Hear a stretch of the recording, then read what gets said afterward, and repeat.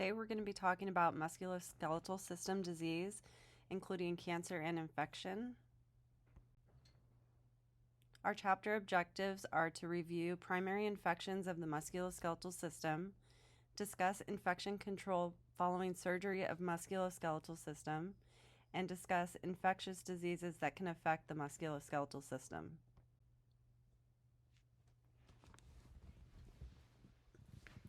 Anytime a patient complains of low back, hip, or SI pain of unknown or non-traumatic origin, physical therapy needs to screen for medical diseases.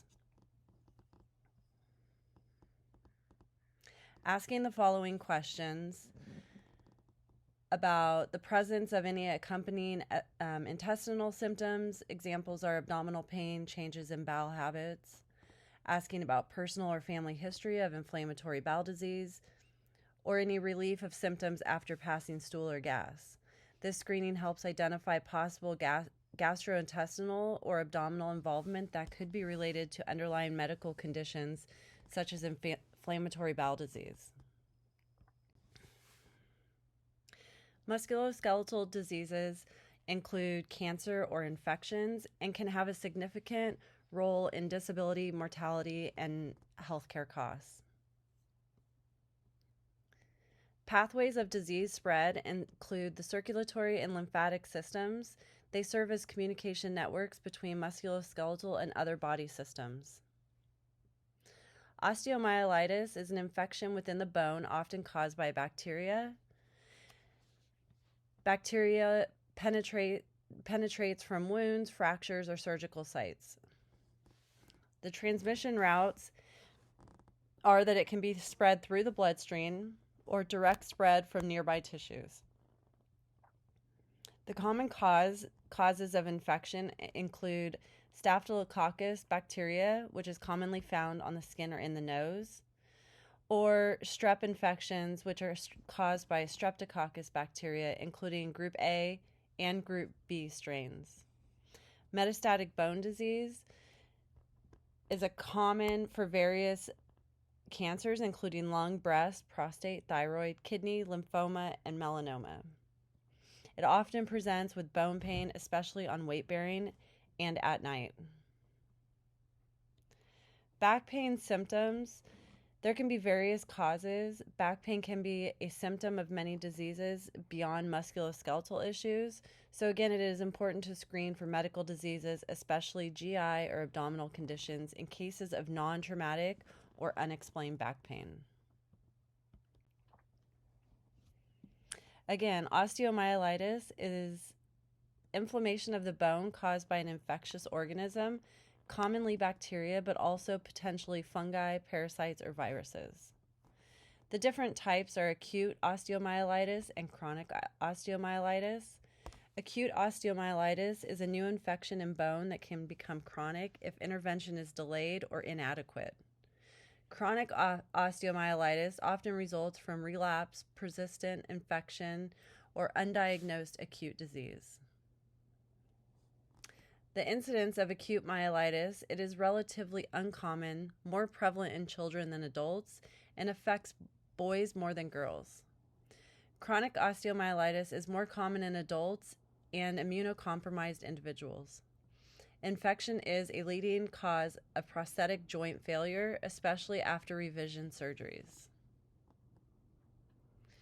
Etiological factors. Staphylococcus aureus is the primary organism responsible for acute myelitis. Exogenous osteomyelitis occurs from direct external invasion, such as through wounds, burns, or trauma. Hematogenous osteomyelitis results from spread of organisms from pre-existing infections elsewhere in the body. The pathogenesis includes the development of osteomyelitis involving the virulence of the infecting organism, the individual's immune status, underlying diseases, and characteristics of the affected bone. Initially, bone infection triggers an inflammatory response. An example is a case involving osteomyelitis following an open fracture, treated initially with external fixation, then plating, and ultimately excision of infected bone with subsequent bone transplant. A decision was made to protect osteogenesis using Sarmiento casting instead of plating due to infection history. Clinical manifestations include symptoms such as fever, edema, redness, tenderness, and pain. Pain may be present initially due to the lack of pain fibers in cancellous bone. Pain typically occurs when the periosteum is affected. The pain characteristics are deep and constant pain. Pain increases with weight bearing in the extremities. Back pain may also be present. X-rays may not initially detect bone abnormalities within the first 10 days of infection. Joint and bone protection include non-weight bearing strategies, care and management of cast or fixators, proper positioning to minimize stress on affected joints and bones, wound care and regular skin inspections to prevent complications. Focusing on maintaining or improving joint range of motion in adjacent joints to prevent stiffness and contractures is important. The pictures you can see here, the top one is a mid-60s diabetic patient with osteomyelitis, status post last free flap of the calcaneum. The bottom image is progress to an ORIF placement for joint protection and salvage flap. The patient refused to have a below knee amputation. Here you can see an image of chronic osteomyelitis. This is a lateral view of the knee, which shows the periosteum reaction where the arrows are pointing, suggestive of chronic osteomyelitis. The bone of the distal femur has a molted appearance as a result of the infection.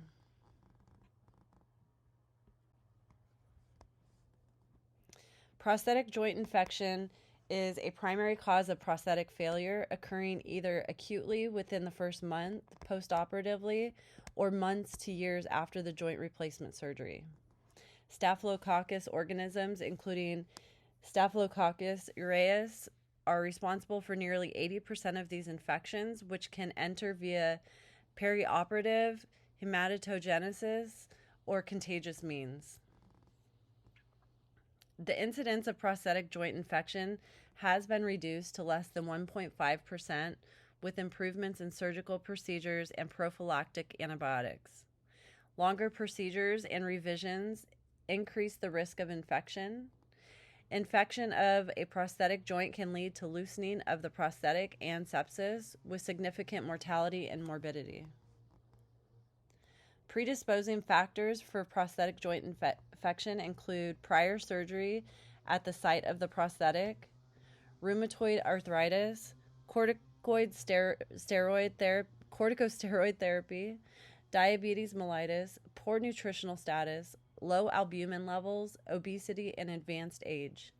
Any factor that impairs wound healing increases the risk of infection, including psoriasis, steroid use, diabetes mellitus, and immunodeficiency. The hematogenesis route is where infection can occur via the hematogenesis spread from dental, skin, respiratory tract, or urinary tract infections or procedures, accounting for 30% of prosthetic joint infections. The localized induced route, about 70% of prosthetic joint infections result from locally induced infections due to wound contamination near the prosthetic or during surgery. Infections of prosthetic joint can result in serious complications and require prompt diagnosis and management to prevent further complications and preserve the joint function.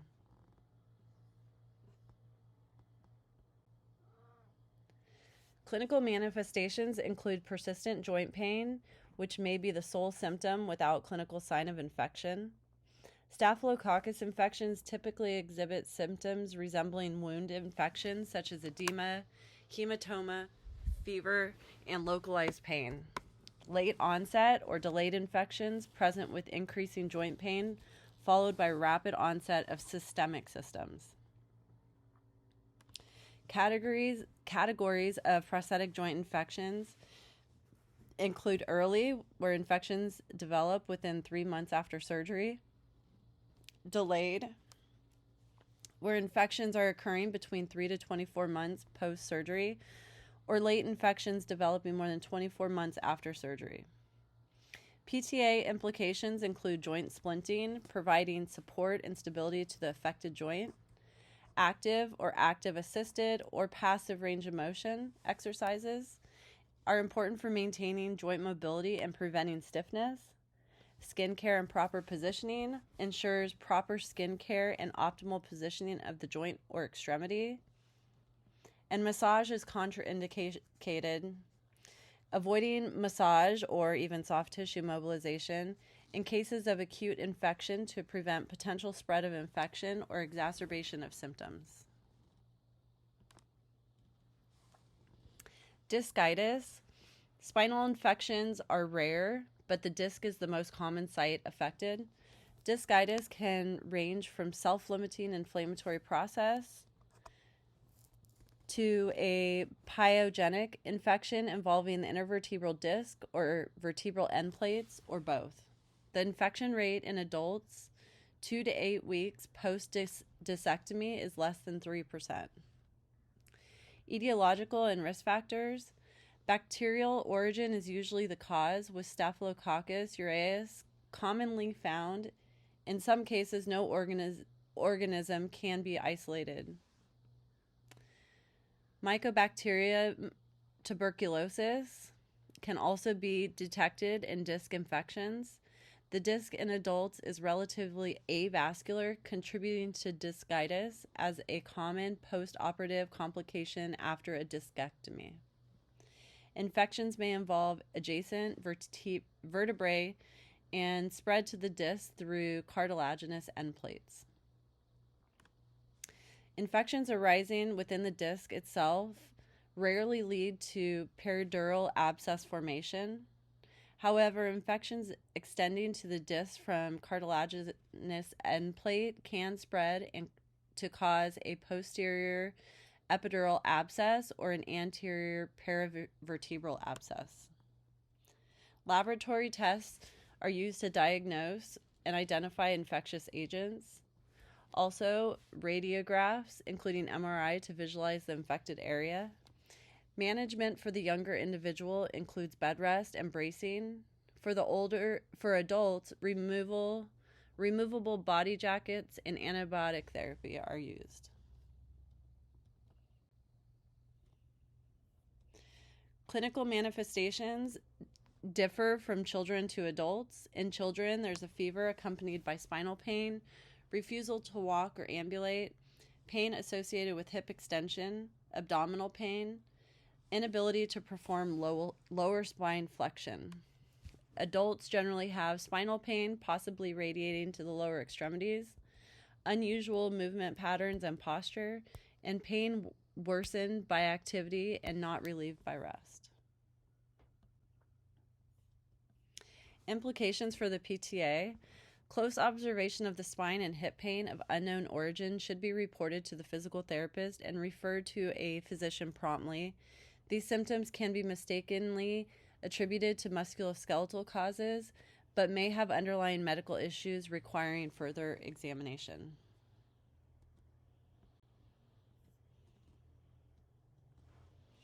Infectious or septic arthritis is inflammation of a joint arising from an infectious process, but at a site other than the primary infection.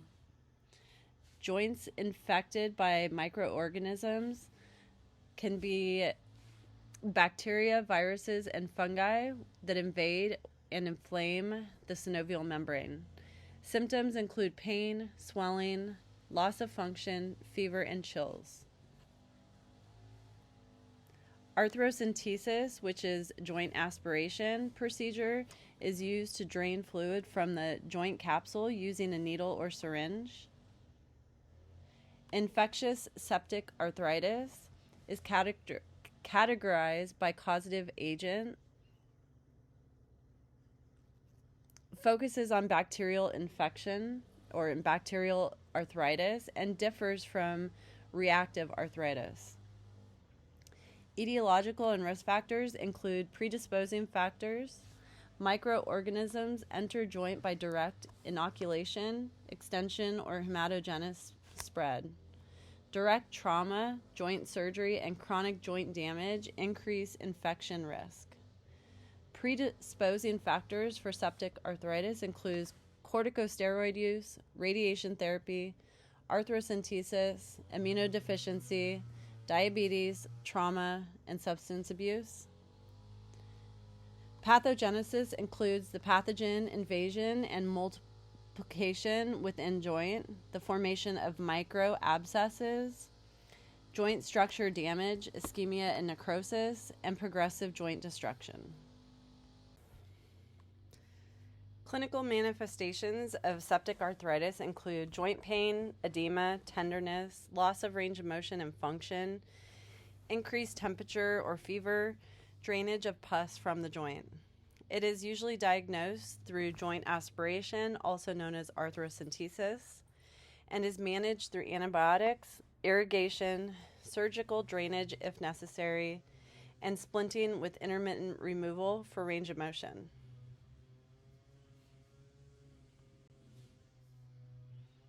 Implications for the PTA include recognition of signs and symptoms, so being alert for joint pain, swelling, tenderness, loss of range of motion, and fever.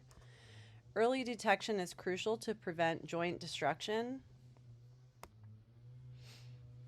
Gather information about any predisposing factors such as recent trauma, corticosteroid use, immunodeficiency, or diabetes. Understanding the factors like corticosteroid use, trauma, or immunodeficiency can increase susceptibility to infectious arthritis. Monitor active range of motion closely to prevent joint contractures, especially in the presence of infectious arthritis. The infectious process can cause damage to synovial tissue, ligaments, and cartilage. Bacterial toxins activate the coagulation system, leading to necrotic inflammatory synovitis and erosion of articular cartilage within the joint capsule. Note that even after antibiotic treatment, patients may experience persistent inflammatory synovitis. Progress exercise cautiously and slowly to avoid exacerbating joint inflammation and damage. Myositis refers to muscle inflammation that can be caused by autoimmune conditions or infections with bacteria, viruses, or parasitic agents. Common forms include dermatomyositis, polymyositis, and inclusion body myositis. IBM, inclusion body myositis, is particularly common in adults over 50 and is often progressive and debilitating. Again, the types of myositis include polymyositis, which is muscle inflammation without a rash, dermatomyositis, which is muscle inflammation with a distinctive skin rash, occurs more frequently in adults aged late 40s to early 60s and children aged 5 to 15. Inclusion body myositis, IBM, is characterized by progressive muscle weakness and wasting. Myositis is diagnosed in about 1 in 100,000 people annually, but cases may be underreported due to confusion with aging symptoms or depression in women. Myositis can sometimes be the initial indication of a malignancy. Inflammation of muscles can be triggered by viruses, bacteria, parasites, or autoimmune mechanisms. Pathogenesis involves a feed-forward loop where damaged muscle cells attempt to repair, leading to increased antigen levels, immune response, and further muscle damage. Diagnosis involves muscle biopsy, electromyogram, EMG, and laboratory tests. Treatment typically involves immunosuppressive and corticosteroid therapies along with appropriate exercise and rest protocols. Clinical manifestations of myositis include muscle atrophy and weakness, dysphagia, which is difficulty swallowing, vasculitis, which is inflammation of blood vessels, Raynaud's phenomenon, color changes in the fingers and toes due to vascular spasm, specific symptoms of dermatomyositis, DM, purple skin, rash, and eyelid edema. Other symptoms may include dysphagia and muscle weakness. Specific symptoms for inclusion body myositis, or IBM, falls and difficulty standing or navigating stairs, weak grip, drop foot, and dysphagia. Non-specific symptoms include malaise, the general feeling of discomfort or illness, fever, muscle swelling, pain and tenderness, and lethargy, which is lack of energy or enthusiasm. Also, Raynaud's phenomenon, where the color changes in the digits, the fingers and toes, from pale to blue to red due to blood vessel spasm.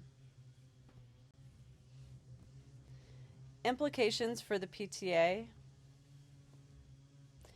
Aggressive early treatment is crucial to stop progression. The role of the PTA should not be underestimated in prognosis of the patient. Exercise recommendations include individualized submaximal exercise, which has been shown to be effective. Monitor patients' reaction to exercise and adjust accordingly.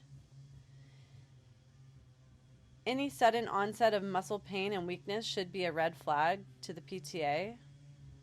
Also, be vigilant about monitoring patient reaction during exercise sessions. Risk factors and monitoring. So be aware of patient-specific risk factors that may influence response to treatment, and monitor closely for adverse reactions to steroid or other medications prescribed for osteomyelitis management.